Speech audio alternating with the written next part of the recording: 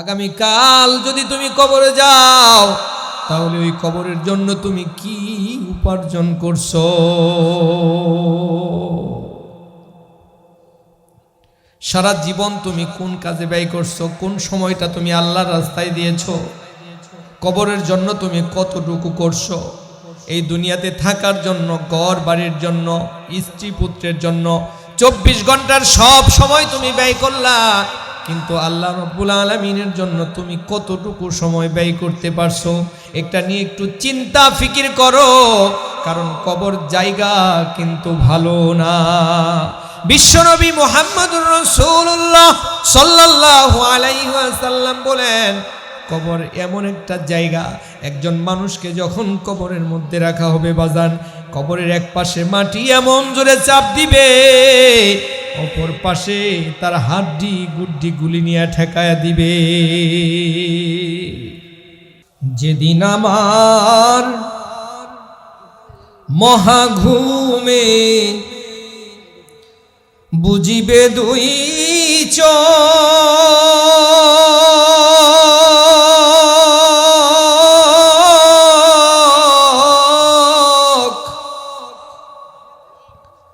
পাড়ার প্রতিবেশীরা সব পাবে কিছু সুখ।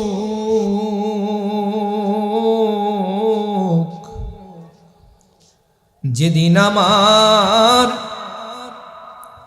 মহাঘুমে বুঝিবে দুই চোখ,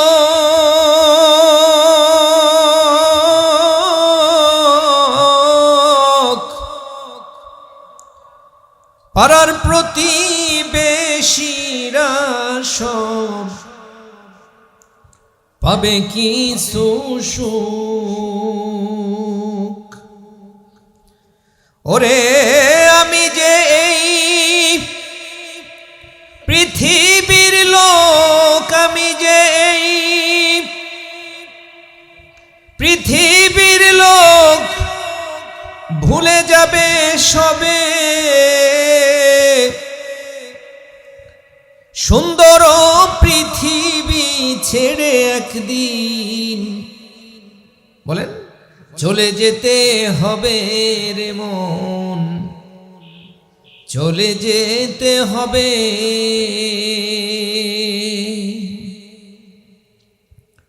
হোক না যত মহারাজা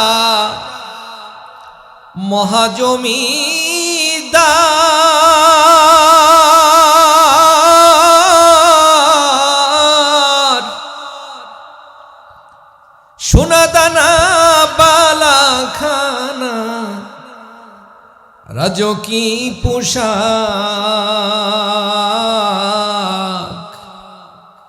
হোক না যত মহারাজা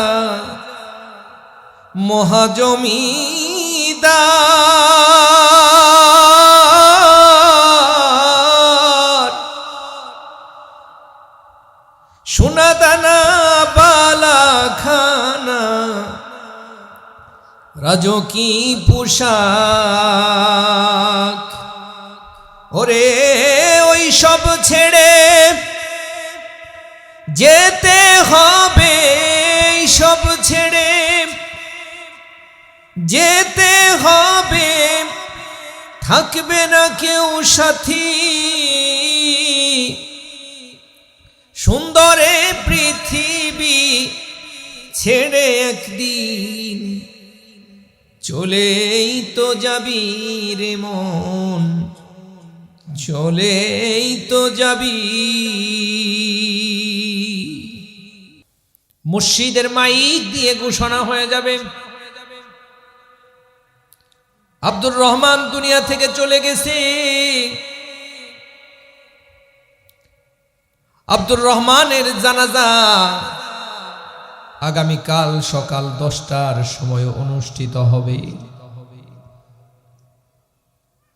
আব্দুর রহিম চলে গেছে, আব্দুর রহিমের জানাজা সকাল 10টার সময় অনুষ্ঠিত হবে।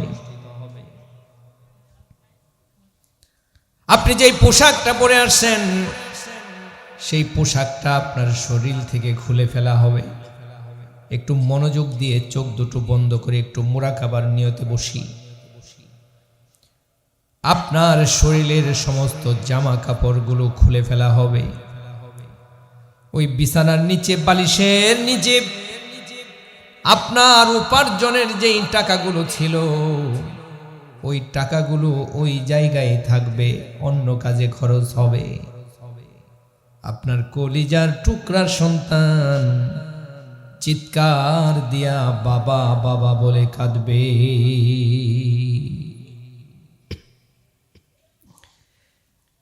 প্রাণের বিবি মুখের মধ্যে কাপড় দিয়া কাঁদবে। ভাই বোন আত্মীয় স্বজনের কাছে খবর চলে যাবে,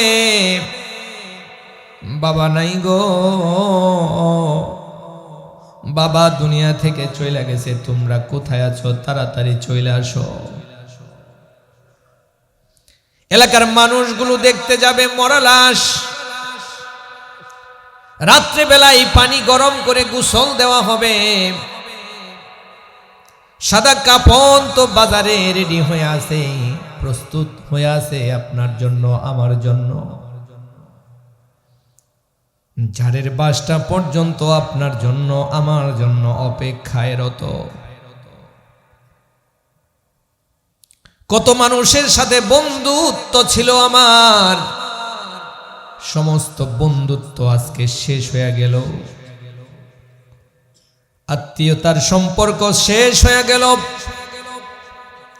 নিজের সন্তান, কত ভালোবাসার সন্তান, সেই ভালোবাসাও শেষ হয়ে গেল। যেই নিজের স্ত্রীটা আপনাকে ছাড়া, আমাকে ছাড়া ঘুম আসতে পারতো না রাত্রিবেলা, ওই স্ত্রীটাও কিন্তু আপনাকে ভুলে যাবে। তার মানে আমার এখন যদি মৃত্যু হয়, আমি সকাল 10 বা 11টার সময় অন্ধকার ঘর কবরে আমার জায়গা হয়ে যাবে। ওই অন্ধকার ঘর কবরে আমার কোনো বংশ পরিচয় কাজে আসবে না, আমার চেহারা সুরত দেখবে না, তারা আমার আমল দেখবে। আমল, আমার কাজগুলো যদি ভালো হয়, আমি যদি আল্লাহ তাআলার হুকুম আহকামগুলো পালন করে থাকি, তাহলে রাসূল বলে কবরটা জান্নাতের বিছানা হয়ে যাবে। প্রিয় ভাইয়েরা আমার, তাহলে আমরা যদি এখন দুনিয়া থেকে চলে যাই, আমাদের সব কিছু রেখেই কিন্তু দুনিয়া থেকে যাইতে হবে। ওই যে এক বাদশাহ আমর ইবনে মুনাব্বিহ রাদিয়াল্লাহু তাআলা আনহু বর্ণনা করেন, এক বাদশাহ রাস্তা দিয়া যাচ্ছে, তার সাথে অনেকগুলো সাঙ্গপাঙ্গ সেনাবাহিনী, এই সবগুলো নিয়ে যখন যাচ্ছে, যাওয়ার সময় বাদশার মনের মধ্যে শয়তানে ধোঁকা দিছে, অহংকার নিয়ে চলতেছে, আমি হলাম বাদশাহ, এ রাজ্যের আমি হলাম বাদশাহ। মনের মধ্যে অহংকার চলে আসে, লোকটা বেশি ভালো না, স্বৈরাচারী। স্বৈরাচারী রাজা দেখছেন না, দেখেন নাই? কথা কয় না। স্বৈরাচারী রাজা দেখছেন না, দেখেন নাই? যিনি পালায় যায় তিনি তো স্বৈরাচারী নাকি? ভয় এখনো ভয় পান আপনারা? কি কোন? তো স্বৈরাচার সরকার এই পর্যন্ত যায় নাই? ফেরাউন স্বৈরাচার ছিল না? নমরুদ স্বৈরাচার ছিল না? তো আল্লাহ তো আপনার চোখে আঙ্গুল দিয়ে দেখায়ও দিল এখনো স্বৈরাচার আছে না নাই? তো স্বৈরাচার সরকার সেনাবাহিনী নিয়ে পাওয়ার, এত পাওয়ার তার, একজন ভিক্ষুক মানুষ তার সামনে এসে সালাম দিয়েছে, আসসালামু আলাইকুম। দাঁড়ান রাজা সাহেব। কই দাঁড়ানোর সময় নেই, সর সামনেতে, সর। কত বড় সাহস, ফকির সামনে এসে দাঁড়াইছে, গুড়ার লাগামটা টেনে ধরেছে।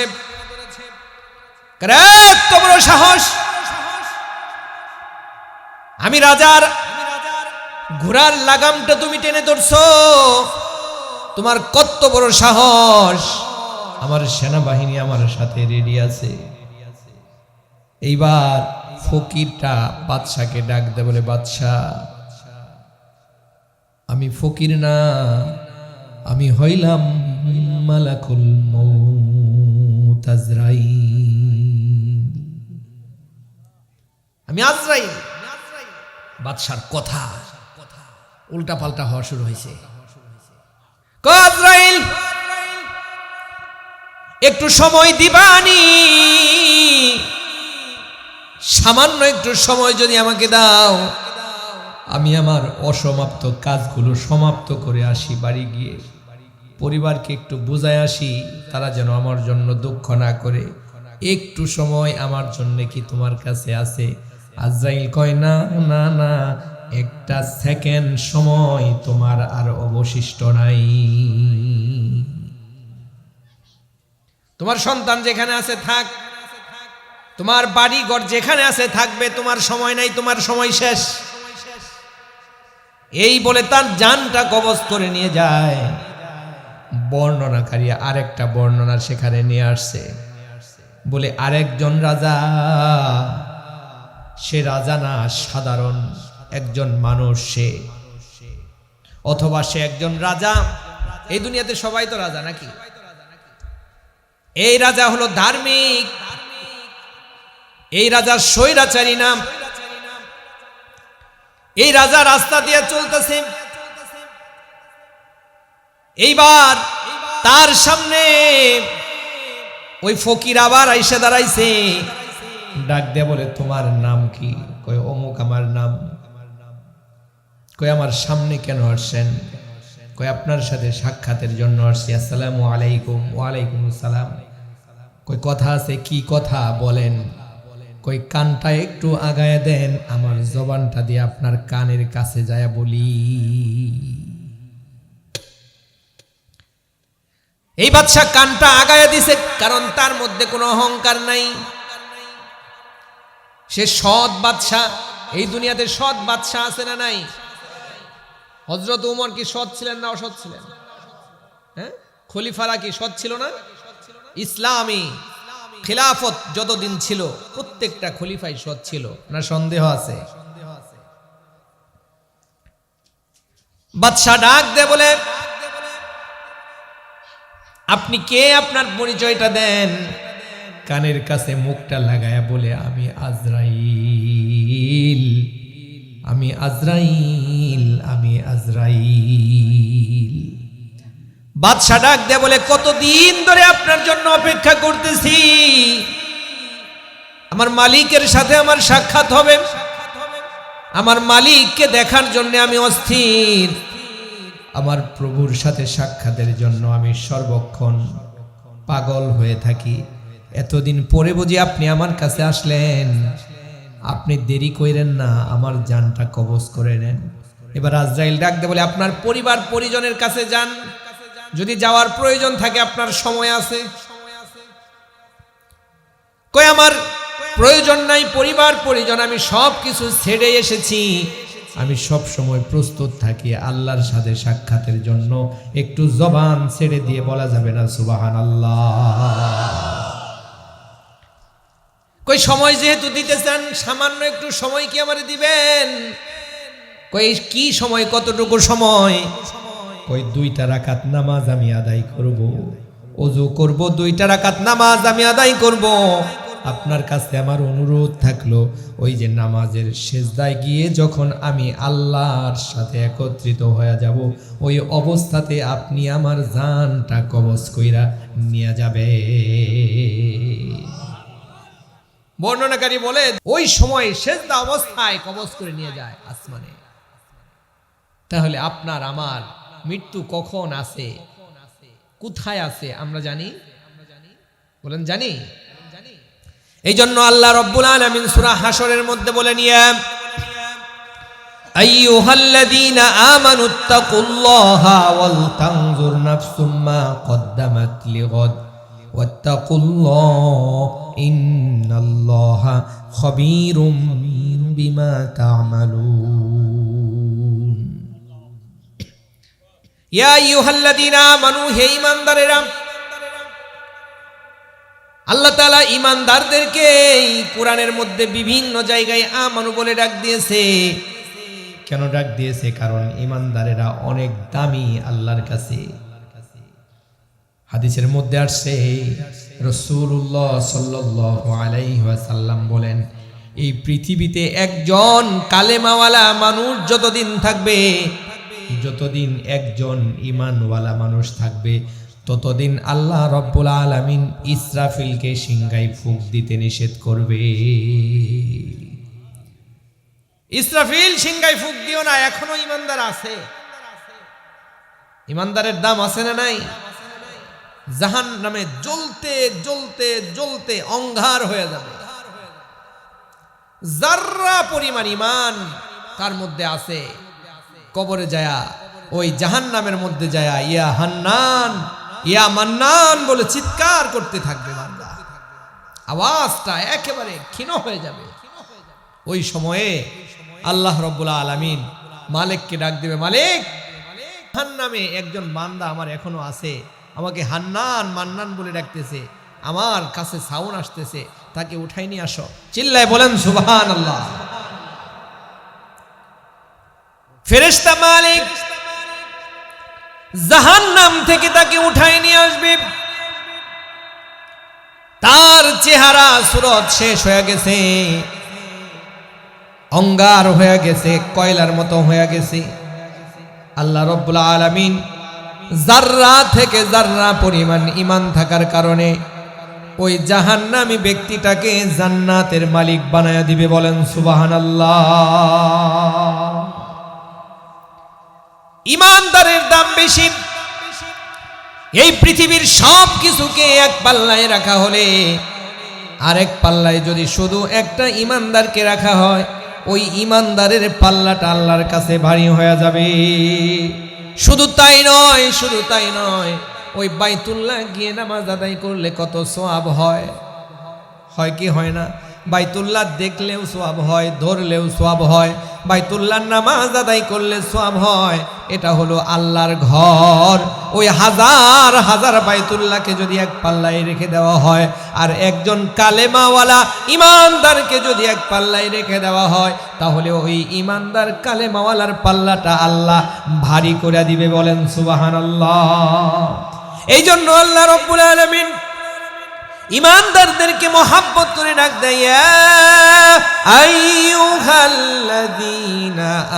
আমানু তাকুল্লাহ।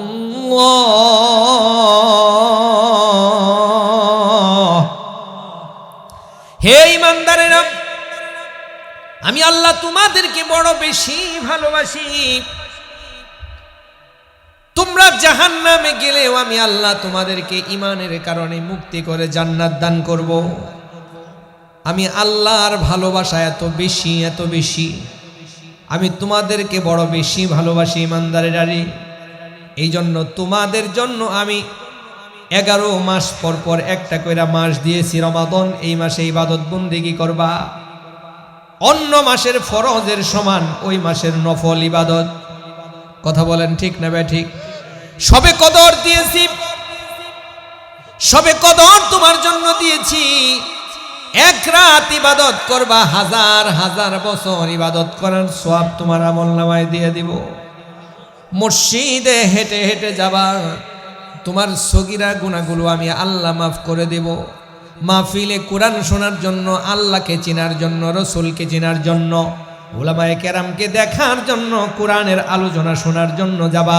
আমি আল্লাহ তোমার পায়ের কদমে যে হাঁটাহাঁটি করবা, ওই হাঁটার বিনিময়ে আমি আল্লাহ তোমার সগীরা গুনাহগুলোকেও মাফ করে দিব। বলেন সুবহানাল্লাহ। আল্লাহ মাপের ওসিলা খুঁজে। বিশ্বনবী মুহাম্মদুর রাসূলুল্লাহ সাল্লাল্লাহু আলাইহি ওয়াসাল্লাম কোন এক যুদ্ধ থেকে তিনি আসতেছেন ফেরত। সাহাবায়ে আজমাইনদেরকে একসাথে নিয়ে এমন একটা জায়গায় তাঁবু করে ফেললেন, যেই জায়গায় তাঁবু করে তারা অবস্থান করতেছে তার পাশেই একটা মহিলার বাড়ি। ওই মহিলাটার চুলাটা হলো বাড়ির সামনে। ওই মহিলাটা চুলার মধ্যে লাকড়ি দিয়া রান্না করে। বিশ্বনবী মুহাম্মদুর রাসূলুল্লাহ সাল্লাল্লাহু আলাইহি ওয়াসাল্লাম তাকায় দেখে, সাহাবা আজমাইনগুলো তাকায় দেখে, আজব করা কাণ্ড। তারা তাকায় দেখে ছোট্ট একটা বাচ্চা, 2-3 বছরের একটা বাচ্চা বারবার মার কাছে আগুনের চুলার মধ্যে আসতে চায়, আর মা তাকে কোলে নিয়ে বারবার নিরাপদ স্থানে দূরের জায়গায় রেখে আসে,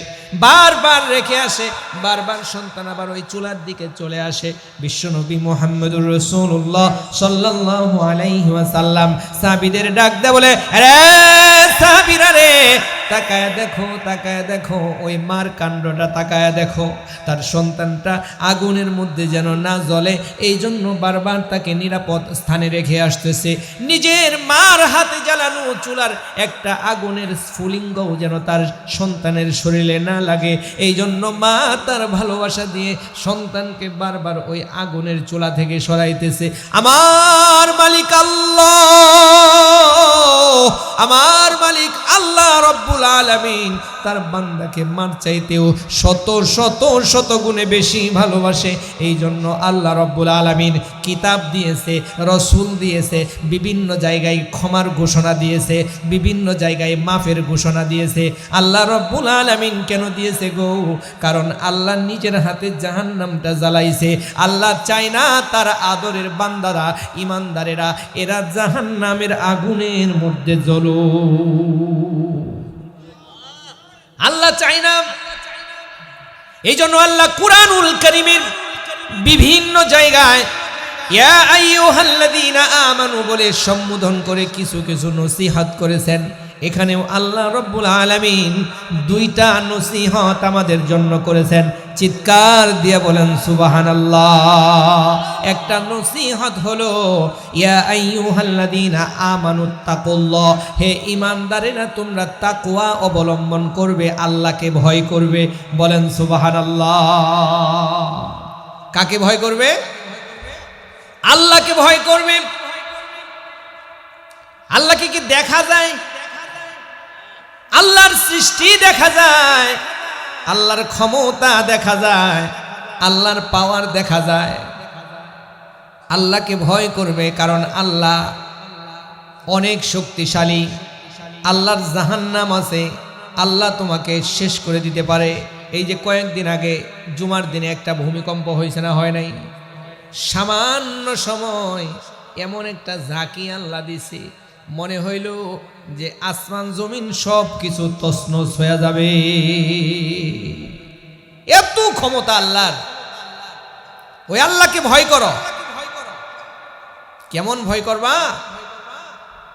যেমন ভয় করলে তুমি গুনাহের কাজ করতে পারো না, সুদ খাইতে পারবা না, ঘুষ খাইতে পারবা না, কোরআনের বিধান বাস্তবায়ন ছাড়া, কোরআন ছাড়া তুমি চলতে পারবা না।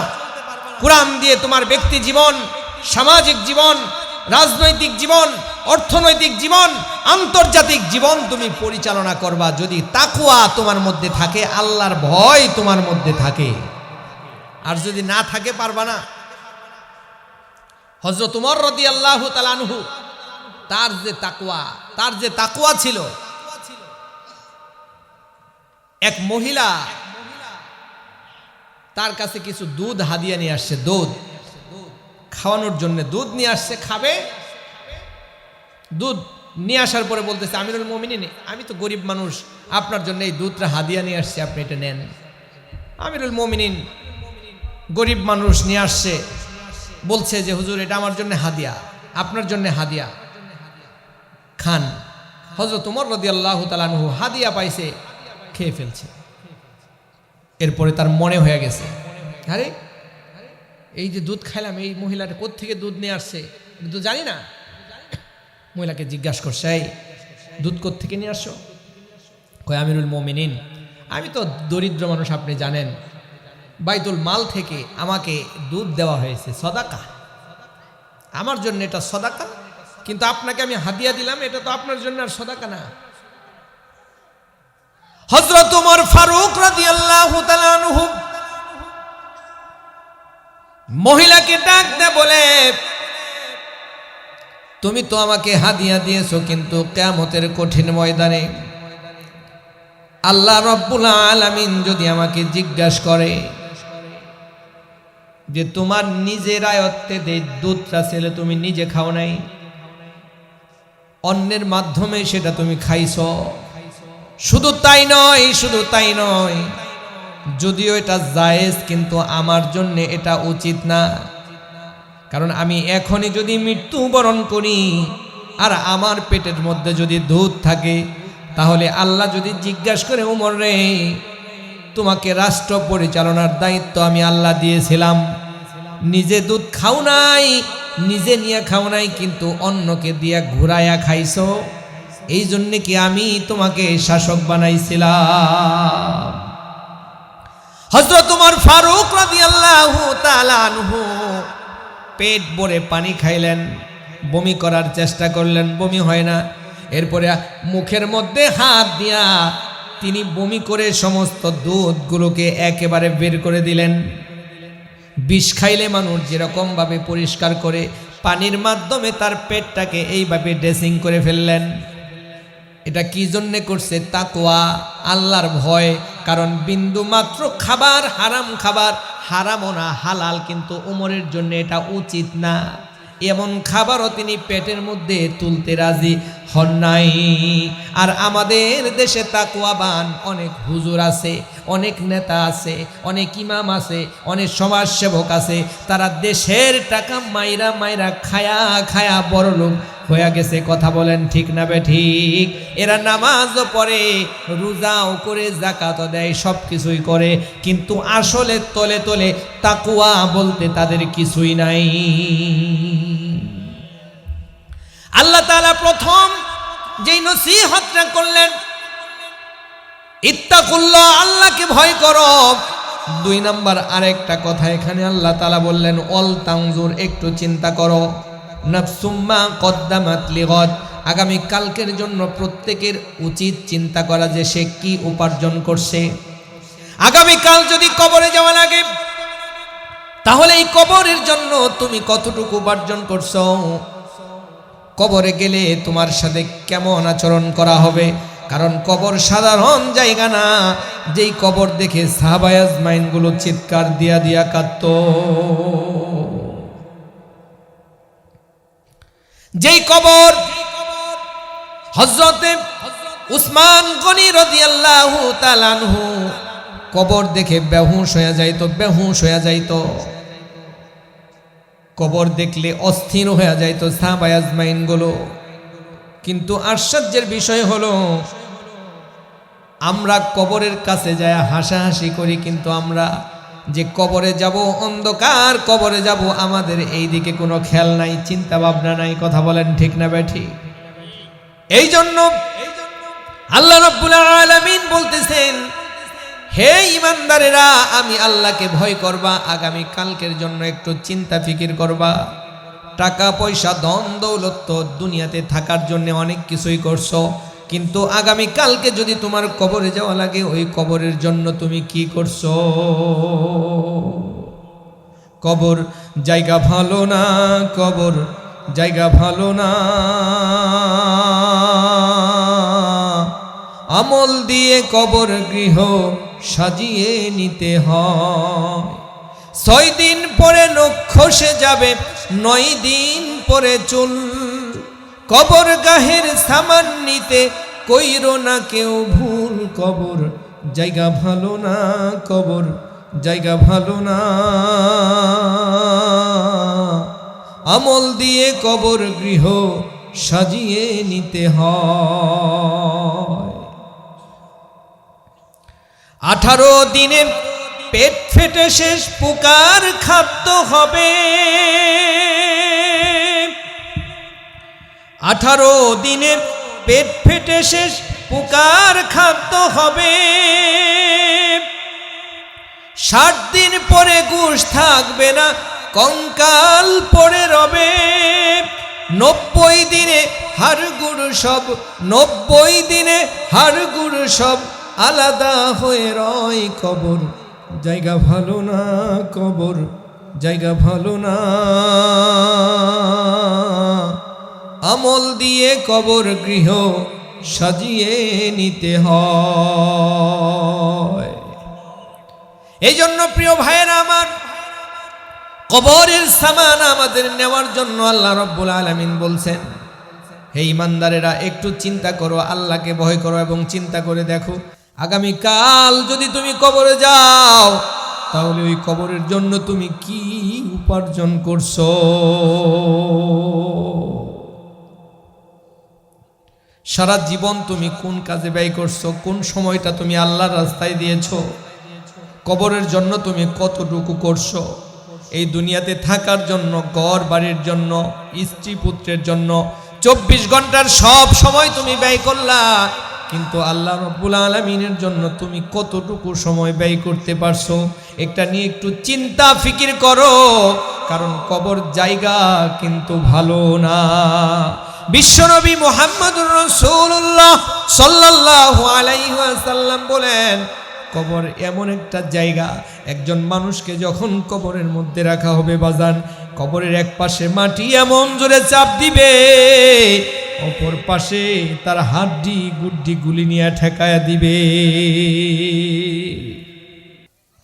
বিশ্বনবী মুহাম্মদুর রাসূলুল্লাহ সাল্লাল্লাহু আলাইহি ওয়াসাল্লাম সাহাবীদেরকে ডাক দে বলে, তার পরিবার পরিজনদেরকে ডাক দে বলে, এ আমার পরিবারের লোকেরা, তোমরা কিন্তু আমি নবীর কথা বলে কবরের আযাব থেকে মুক্তি পাবে না।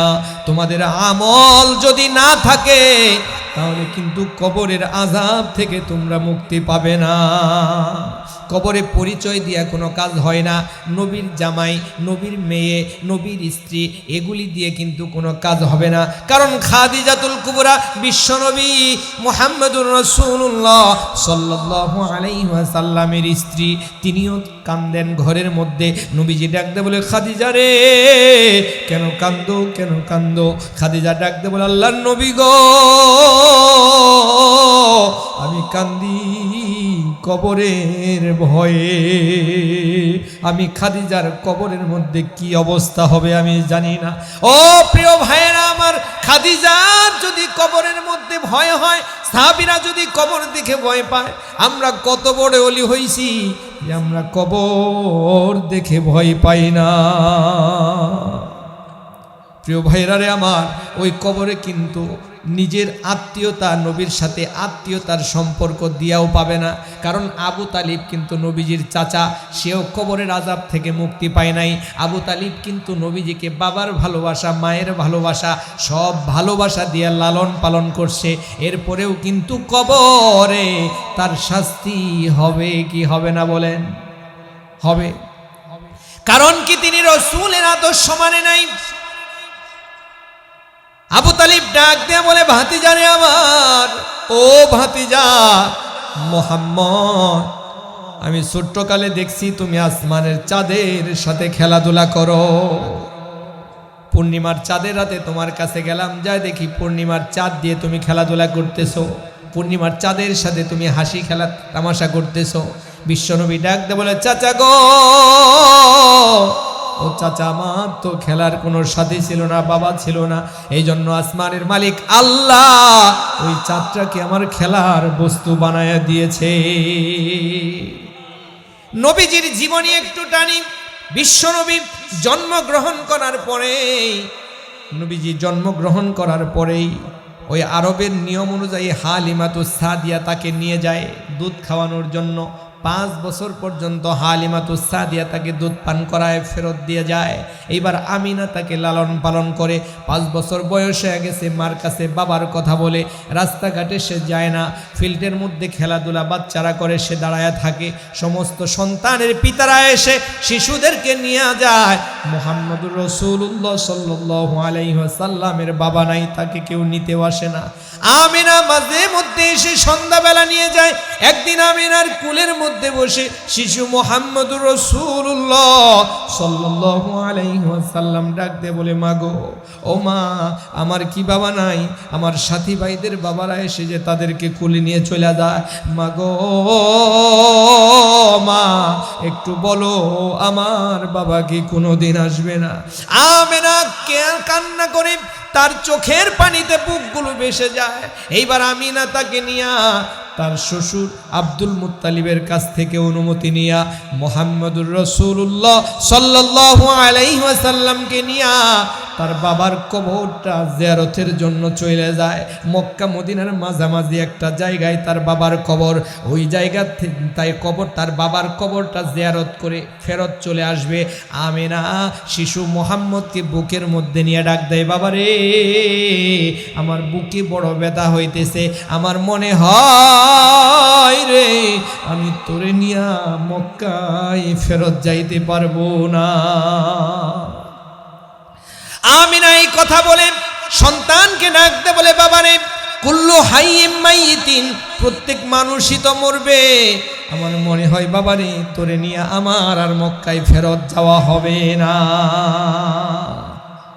এই কথা বলতে বলতেই, আদর করতে করতেই তার মা আমিনা দুনিয়া থেকে চইলা যায়। তার যে খাদেমা ছিল, খাদেমা ডাক দিয়ে বলে, আমি শিশু মুহাম্মদকে দেখলাম কান্নায় অস্থির, তার মার দাফন কাফন শেষ হয়ে গেল, কবরস্থ তাকে করে চলে আসছি, মুহাম্মদকে নিয়ে আমরা চলে আসছি, উটটাকে সাজাইছি, মুহাম্মদকে নিব, কিন্তু তাকায় দেখি পিছনে মুহাম্মদকে দেখা যায় না।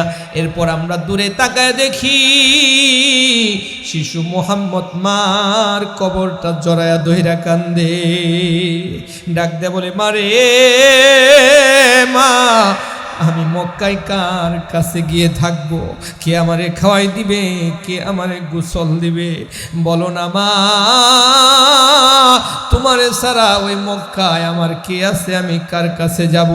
আমি যতদিন জীবিত থাকবো রে মা, আমি তোমার কবর ধইরাই জনম কাটায়া দিব। মাঝে হইল জনমদাতা,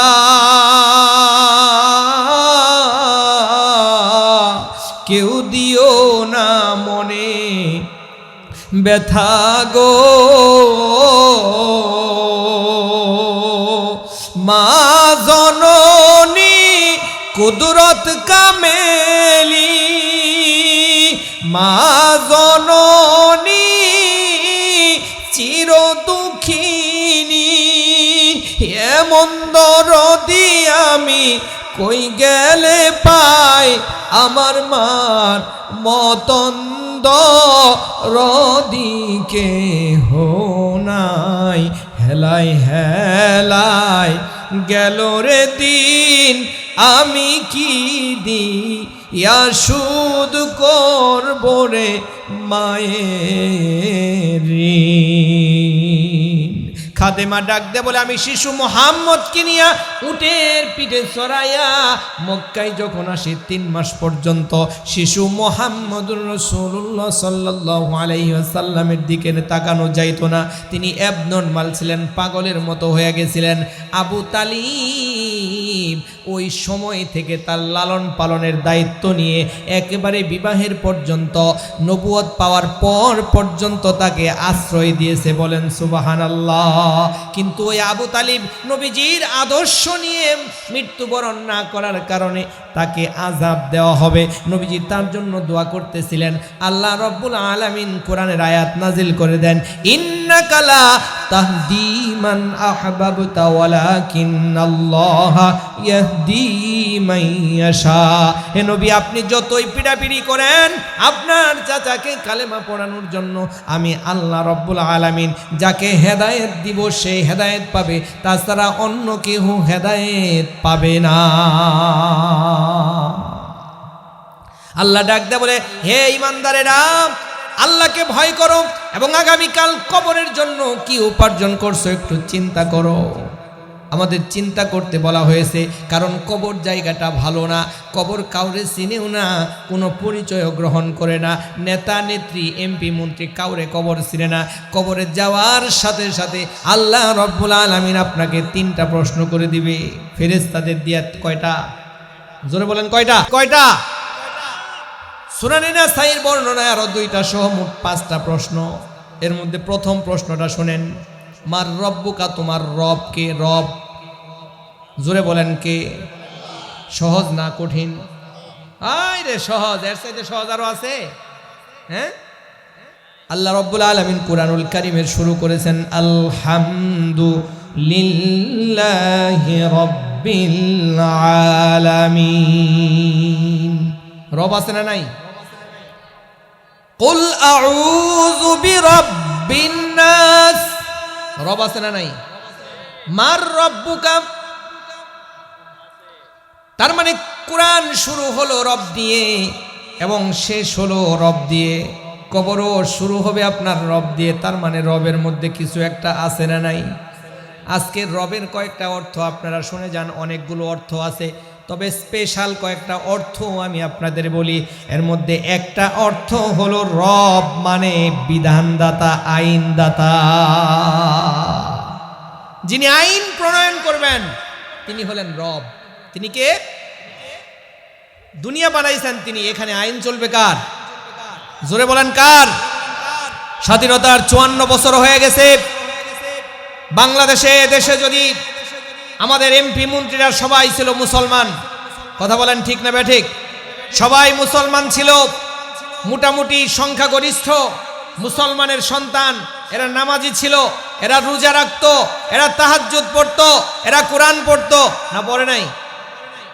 কিন্তু একবারের জন্যেও কারোর জবান দিয়ে কেউ চেষ্টা করে নাই যে এই কোরআন দিয়ে আমরা সংসদ পরিচালনা করব, এই কোরআন দিয়ে দেশের বিচার ব্যবস্থা করব। কেউ চায় নাই কোরআন দিয়ে আমরা আমাদের দেশকে সুন্দর করব। কেউ চাইছে? চাইলে হইতো না? তাহলে এখানে যারা আছে সবাই তো কোরআন পড়তে পারতো। আজকে এই মাদ্রাসার মাহফিল, এই মাদ্রাসার ছাত্রদের কোরআন শেখানো হয়, কিন্তু পাশের যে স্কুল সেখানে কোরআন শেখানো হয় না।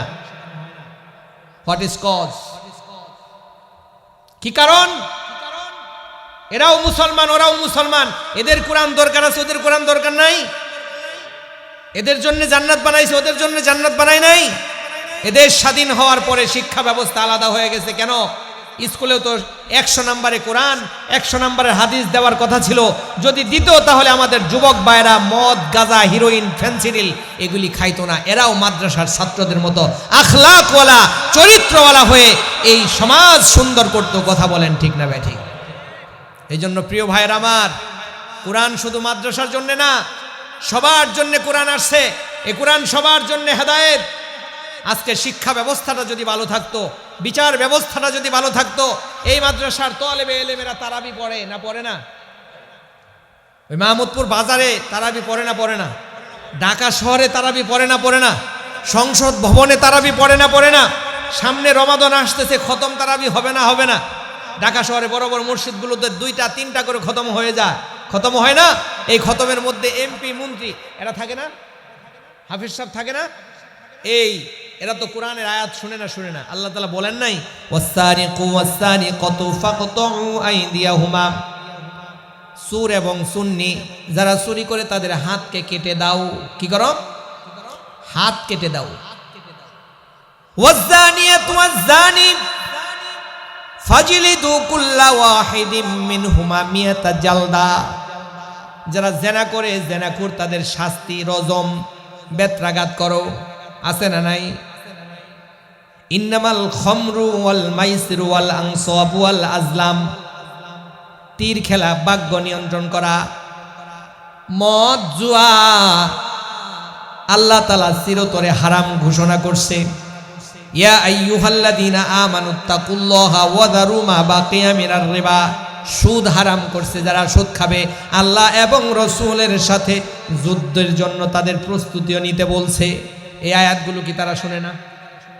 এই কোরআন কিসের জন্য আল্লাহ দিয়েছে? শুধু পড়ার জন্য দিয়েছে? বলেন। আপনাদের একটা শক্ত কথা আজকে বলি, আপনারা মন খারাপ করেন না করেন, সময়ের দাবি এটা আপনাদের বলতে হবে। এই কোরআনটা শুধু হেফজখানার ছাত্ররা তেলাওয়াত করবে, আর এখানে কিছু মানুষ টাকা দিয়ে এদেরকে হুজুর বানাবে, মসজিদের ইমামতি করবে, এই জন্যই কোরআন আসে। তাহলে তো 4-5টা সূরা দিলে আল্লাহ হয়ে যাইতো, সূরা ফাতিহার সাথে 4-5টা সূরা পড়তো, নামাজ পড়তো, শেষ।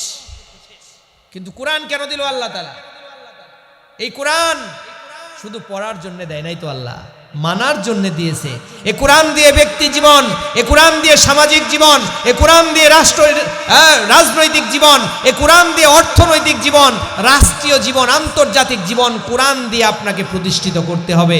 এই জন্যই তো রাসূলুল্লাহ সাল্লাল্লাহু আলাইহি ওয়াসাল্লাম তার সারাটা জীবন কোরআনের পিছনে ব্যয় করেছেন। কথা বলেন ঠিক না ঠিক? তায়েফের ময়দানে মার খেয়েছেন, উহুদের ময়দানে দাঁত দিয়েছেন, কত কষ্ট তার হয়েছে। সে আবি তালিবে 3 বছর পর্যন্ত কারারুদ্ধ ছিলেন এই কোরআনের বিধান বাস্তবায়ন করার জন্য। কথা বলেন ঠিক না ঠিক? এই কোরআন শুধু তেলাওয়াতের জন্য দেয় নাই। আজকে আমরা কোরআনের বানাইছি, মানুষ মারা গেলে চতুর্পাশে বৈশা কোরআন তেলাওয়াত করে, নতুন ঘর তুলছে, হুজুর একটু তেলাওয়াত করে দোয়া করে দেন, এই দোয়ার জন্য তেলাওয়াত। আর হাফেজ সাহেব একটু পড়েন, এই। কিন্তু কোরআনের কাজ কি আসলে এটা? কোরআন তো দিয়েছিল আপনার পারিবারিক, সামাজিক, রাষ্ট্রীয় সব বিষয়গুলো যেন কোরআন দিয়ে সমাধান হয়। Islam is the complete code of life, এটা পরিপূর্ণ জীবন ব্যবস্থা। There is no confusion in the holy Quran. এই কোরআনের মধ্যে কোনো সন্দেহের অবকাশ নাই। এটা দিয়ে আপনার জীবন পরিচালনা করবেন, আপনি রাষ্ট্র পরিচালনা করবেন, আপনি নামাজ পড়েন, রোজা রাখেন, হজ করেন, যাকাত দেন, সব কিছুই করেন, কিন্তু যারা কোরআন প্রতিষ্ঠা করবে তাদের সাথে আপনি থাকেন না। কথা ভুল বললাম? স্বাধীনতা হয়েছে 54 বছর হয়ে গেল, কত ইসলামিক দলগুলো আসলো এরকম সামনে। এখন যে ইসলামিক দল একত্রিত হয়েছে, এই পর্যন্ত উলামায়ে কেরাম একত্রিত হইতে পারে নাই। এইবার একটা সুযোগ, আমরা ইনশাল্লাহ কোরআনের বিধান বাস্তবায়ন করার জন্য শুধু নামাজ নয়, শুধু রোজা নয়, শুধু হজ নয়, শুধু যাকাত নয়, বিচার ব্যবস্থা, অর্থনৈতিক ব্যবস্থা, রাজনৈতিক ব্যবস্থা, সব কিছু যেন আমরা কোরআন দিয়ে করতে পারি ইনশাল্লাহ। কে কে রাজি আছেন? 2 হাত তোলেন তো দেখি। লিল্লাহি তাকবীর, লিল্লাহি তাকবীর। আল কোরআনের আলো, কোরআন হাদিস যেখানে, বিড়ি সিগারেট যেখানে। আপনারা আছেন ওখানে? সকালেই তো দোকান থেকে বিড়ি কিনবেন যায়, হয় না নাই? তো প্রিয় ভাইরা আমার, একটা মাদ্রাসার মাহফিল, আমাদের 3টি প্রশ্ন করবে। এর মধ্যে একটি প্রশ্ন হলো মার রব্বুকা, তোমার রবকে। রব মানে যিনি আইন দেন, তার আইনটা আপনি মানছিলেন কিনা? সব জীবনে বিচার ব্যবস্থায় মানছিলেন কিনা? অর্থনৈতিক ব্যবস্থা আল্লাহ যেভাবে করতে বলছে এভাবে করছিলেন কিনা? যদি করেন তাহলে আপনি রবকে আইনদাতা হিসেবে মানা হবে। 1 নাম্বার, যে রবকে আইনদাতা মানছি। রব মানে রিজিক দাতা। আপনাকে রিজিক দেয় কে? আল্লাহ। আগে আমাদের বাচ্চা কাচ্চা ছিল, মাছ আসি করে 10টা 12টা, কয়টা ছিল? এখন কয়টা করে? কেন? যদি বাবাকে জিজ্ঞাসা করেন, ভাই নিবেন না? কয় 2টারই তো বলা হয় না হুজুর, 2টারই মেলা খরচ, মাদ্রাসায় দিচ্ছি তাও অনেক খরচ। 2টা খরচ কে দেয়? রবকে। রব তো সে আর নিজেই সাচ্ছে। আল্লাহ তাআলা কিয়ামতের ময়দানে বলবে, যারা নফসের গোলামি করেছো তাদের কাছ থেকে তোমরা পাওনা মিটায় নাও। আমাকে রব তো মানো নাই, নিজের রবকে রব বানাই ফেলছিলা।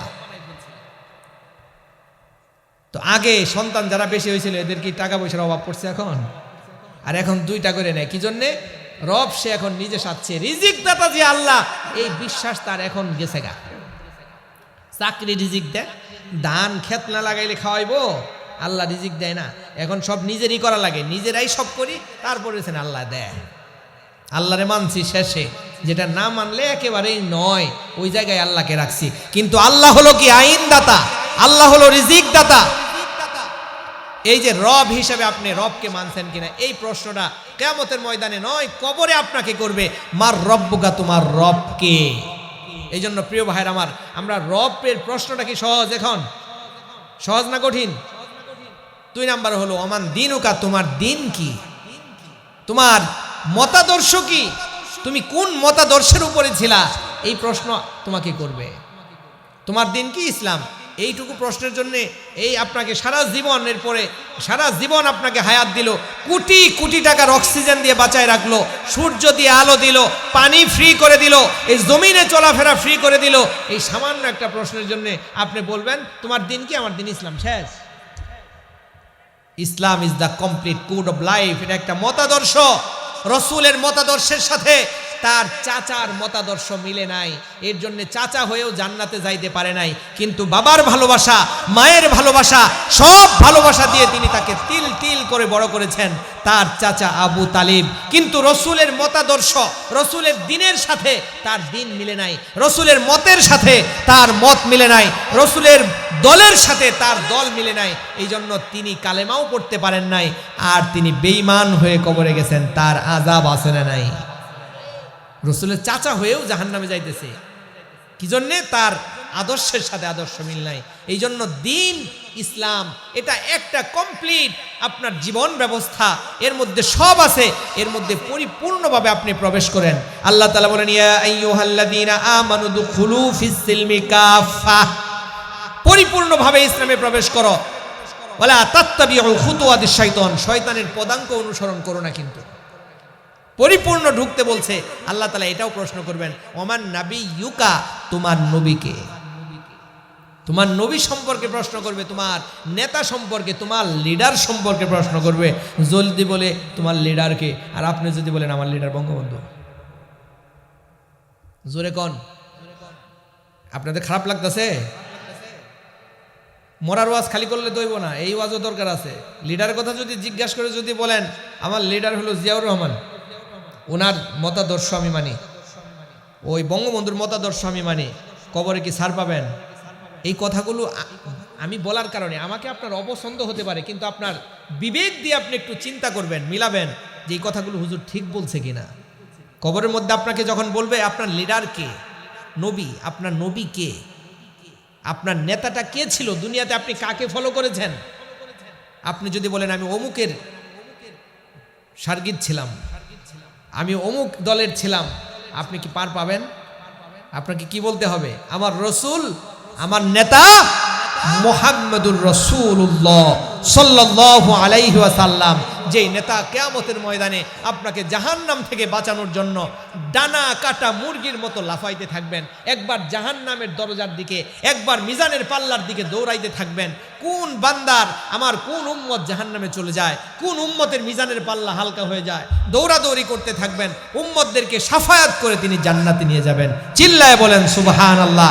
এইবার বলেন আপনার আমার নেতা কে? রাসূলুল্লাহ সাল্লাল্লাহু আলাইহি ওয়াসাল্লাম আপনার আমার নেতা। ওই নেতা সম্পর্কে কিয়ামতের ময়দানে প্রশ্ন করবে আল্লাহর নবী, প্রিয় নবী গো, আপনি নবী আমার জীবনের জীবন। যে দেখেছে আপনাকে ধন্য সে জীবন করলো সে, দিয়েন দেখা জীবনে একবার।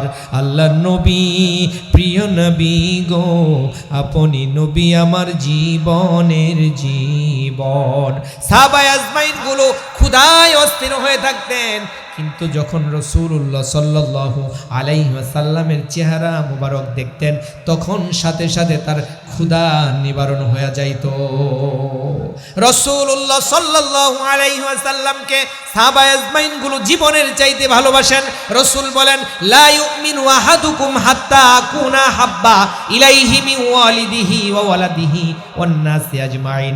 ওই পর্যন্ত একটা মানুষ ঈমানদার পরিপূর্ণ মুমিন হতে পারবে না যতক্ষণ পর্যন্ত না তার সন্তান সন্ততি, টাকা পয়সা যা কিছু আছে সব কিছুর চাইতে আমি রাসূলকে বেশি মহাব্বত করতে না পারবে, ততক্ষণ পর্যন্ত সে পরিপূর্ণ মুমিন হতে পারবে না। কথা বলেন ঠিক না বেঠিক? এই জন্য প্রিয় হাবিব মুহাম্মদুর রাসূলুল্লাহ সাল্লাল্লাহু আলাইহি ওয়াসাল্লামকে দেখার জন্য যুগে যুগে সাহাবায়ে আজমাইন গুলো পাগল ছিলেন, এরপরে যুগে যুগে আল্লাহর ওলিরাও পাগল ছিলেন। এখন পর্যন্ত দুনিয়ার অনেক মুমিন, অনেক ঈমানদার রাসূলকে স্বপ্নে দেখার জন্য অস্থির হয়ে থাকে। একজন বাদশাহ, তার নাম সুলতান মাহমুদ। নাম কি? সুলতান মাহমুদ। পাগল নবীজিকে দেখার জন্য, পাগল নবীজিকে দেখবে, পাগল অস্থির। অনেক দিন থেকে তার স্বপ্ন সুলতান মাহমুদের। এই সুলতান মাহমুদ নবীজিকে স্বপ্নে দেখতে পারে না। একদিন রাত্রিবেলা সে তার রাজ দরবারে ঢুকতেছে, পৌর এলাকা দিয়ে ঢুকার সময় দেখে লাইটের নিচে রাত্রিবেলা একটা বাচ্চা, ছোট একটা বাচ্চা সেখানে বসে কোরআন তেলাওয়াত করতেছে। মানুষের কোন আমল কখন কবুল হয়ে যায় কেউ জানে না, আল্লাহ জানে। হ্যাঁ, একটা মহিলা কুকুরকে পানি খাওয়ায় জান্নাতে চলে গেল, আবার সারা জীবন আমল করেও জান্নাত নাই। এমন আছে না নাই? কোন আমল পছন্দ হবে? আল্লাহ তাআলার রহমত ছাড়া পৃথিবীর কোন ব্যক্তি কিয়ামতের ময়দানে জান্নাত পাবে না। হযরত উমর ফারুক রাদিয়াল্লাহু তাআলা আনহুর সন্তান হযরত উমর রাদিয়াল্লাহু তাআলা আনহুকে স্বপ্নে দেখার জন্য অস্থির ছিলেন। অনেক দিন পরে একদিন স্বপ্নে দেখেছেন আব্দুল্লাহ ইবনে উমর, তার নাম আব্দুল্লাহ। এই আব্দুল্লাহ স্বপ্নে উমরকে জিজ্ঞাসা করতেছে, বাবা আপনার সাথে আল্লাহ কেমন ব্যবহার করেছে? উমর রাদিয়াল্লাহু তাআলা আনহু বললেন, বাবা আমার সব আমল আল্লাহর কাছে পেশ করা হয়েছে, কিন্তু আমলের কারণে আমি উমরকে আল্লাহ ক্ষমা করেন নাই। আল্লাহর ভালোবাসা, আল্লাহর দয়া দিয়ে আমি উমরকে ক্ষমা করে দিয়েছেন। বলেন সুবহানাল্লাহ। আমি উমরের প্রতি আল্লাহ সন্তুষ্ট। আমি এখন আমার গন্তব্যে চলে যাচ্ছি, তবে সন্তান তোমার কাছে একটি কথা। বলে কি কথা বাবা? কয় আমি যে দুনিয়া থেকে আসছি কতদিন হয়েছে। এবার উমর, আব্দুল্লাহ ইবনে উমর ডাক দিয়ে বলে, আপনি যে দুনিয়া থেকে চলে গেছেন 12 বছর হয়েছে। কয় বছর? 12 বছর। হযরত উমর রাদিয়াল্লাহু তাআলা আনহু বলে, বাবারে 12 বছর পর্যন্ত আমি আল্লাহর সামনে ছিলাম হিসাব দেওয়ার জন্য। 12 বছর আমি উমরের হিসাব দিয়ে এইমাত্র আল্লাহ ছেড়ে দিয়েছে, এইমাত্র আল্লাহ ছাড়লো। আমি চলে যাচ্ছি, আমি উমর এতক্ষণে যাচ্ছি আমার জায়গায়, কিন্তু আমি উমরের 12টা বছর হিসাব দেওয়া লাগলো। হ্যাঁ, দেখছেন অবস্থা? রাসূলুল্লাহ সাল্লাল্লাহু আলাইহি ওয়াসাল্লামকে যুগে যুগে অনেক আশিকিন, অনেক মুহিব্বিন রাসূলকে দেখার জন্য চেষ্টা করেছে। কার কোন আমল পছন্দ হয়ে যায় আল্লাহর কাছে কেউ জানে না। এই জন্য সুলতান মাহমুদ গজনবী তাকে ধরে তার কামরায় নিয়ে আসছে, রাজপ্রাসাদে নিয়ে এসে তাকে জিজ্ঞাসা করে, বাবা তোমার কি টাকা পয়সা নাই নাকি? তুমি পৌর লাইটের নিচে বসে বসে কোরআন তেলাওয়াত করতেছো কেন? মাদ্রাসায় কি জায়গা নাই? সন্তান ডাক দেয়া বলে, রাজা সাহেব আমার বাবা দরিদ্র, আমার মা একেবারে দরিদ্র, আমাকে তেল কেনার টাকা দিতে পারে না। মাদ্রাসায় তো ফ্রি খায় আমি পড়াশোনা করি, আমার বন্ধু বান্ধব সব ঘুমায় গেছে, আমি কার কুপি দিয়া পড়ব? কিন্তু সকালবেলা কোরআন মুখস্থ সবক তো আমার উস্তাদকে শোনাতে হবে। হুজুর যদি আমি পড়াশোনা দিতে না পারি, সবক দিতে না পারি, তাহলে আমাকে বেত্রাঘাত করা হবে। এই জন্য ভয়ে আল্লাহর কালাম মুখস্থ করার জন্য আমি পৌর লাইটের নিচে বসে বসে আল্লাহর কালামটা তেলাওয়াত করতেছি। বলেন সুবহানাল্লাহ। সুলতান মাহমুদ গজনবীর চোখে পানি চলে আসছে। উজিরকে ডাক দে বলে, রে বাইতুল মাল থেকে 1 বছরের খরচ তার বহন করো। কতটুকু তেল লাগে, কতটুকু কাপড় লাগে, সাবান লাগে, নাস্তার খরচ, সব খরচগুলো তাকে দিয়ে একটা টুপলার মধ্যে দিয়ে সন্তানকে বলতেছে, বাবারে এই যে 1টা বছরের খরচ তোমাকে দেওয়া হলো, 1 বছর পরে তুমি আবার এখানে এসে আরেক বছরের খরচ তুমি নিয়ে যাবে। আমি যদি জীবিত থাকি তোমাকে পৌঁছে দেওয়া হবে, মাদ্রাসায় পৌঁছে দেওয়া হবে।